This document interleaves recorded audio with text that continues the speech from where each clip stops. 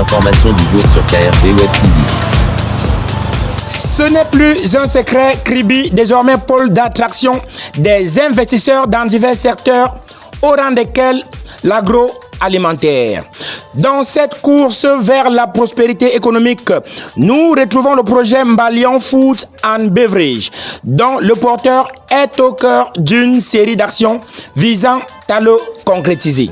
Nous en parlons dans cette édition de l'information du jour sur KRV Web TV. Mesdames et messieurs, bonjour. L'information du jour. Welcome back, mesdames et messieurs, pour attaquer cette édition. Essayons d'abord de cerner les contours de ce projet en tendant le micro à son promoteur qui est monsieur Marcel Mba. Le projet Mbalian Food and Beverage, c'est un écosystème qui va réunir l'agriculture, la transformation et l'écotourisme. C'est un projet en train d'être implémenté ici à Kribi. Les jalons sont déjà en train d'être plantés. Nous avons un site de plus de 20 hectares qui va permettre à ce qu'on puisse mettre l'agriculture et réunir avec l'écosystème. Ça veut dire que dans cet environnement, on va pouvoir planter nos matières premières dont nous avons besoin pour pouvoir transformer et mettre à la portée de tout Camerounais. L'information du jour. Le but de cette mise sur pied de cet écosystème, c'est pour pouvoir permettre à ce qu'on puisse contrôler la chaîne de valeur. Donc on va commencer de l'agriculture jusqu'à la supermarché pour permettre à ce que le consommateur puisse consommer des produits de qualité sur l'étendue du territoire. Raison pour laquelle les experts ont été mis à contribution à plusieurs occasions. Les professionnels avec lesquels nous avons échangé, il y avait des ingénieurs, il y avait le cabinet de MB qui était là pour nous accompagner. Ce sont des experts en développement personnel, en création de business plan. Ils ont mis sur pied le business plan du domaine Mbalian Food and Beverage.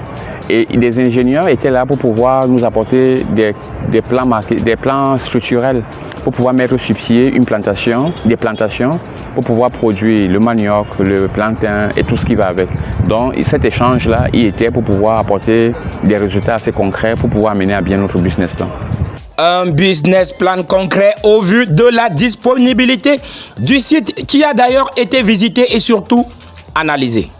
Ce qu'il faut retenir, c'est que la descente du site, c'était pour pouvoir faire un prélèvement de la terre, pour pouvoir l'étudier, pour voir si la terre était de bonne qualité pour produire les produits de bonne qualité. Comme c'est une chaîne de valeur qu'on sommes en train de vouloir mettre sur pied, cette chaîne de valeur exige une bonne qualité du sol.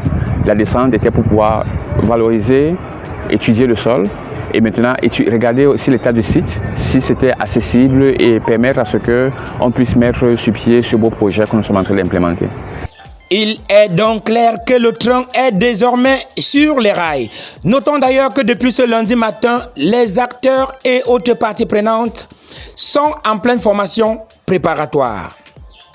C'est la mise sur pied de la formation de cet écosystème-là. On va former des parties prenantes, on va former des employés, des partenaires qui vont travailler avec nous pour les permettre à valoriser ce que c'est qu'un écosystème de valeur et voir dans quelle mesure implémenter un système qui existe déjà ailleurs, ici en Afrique, au Cameroun, pour voir dans quelle mesure mettre sur pied une entreprise pérenne pour pouvoir valoriser nos matières premières comme le tapioca, le plantain, le couscous, la farine de plantain, tout ce qui va aller avec de ce qui vient de nos champs.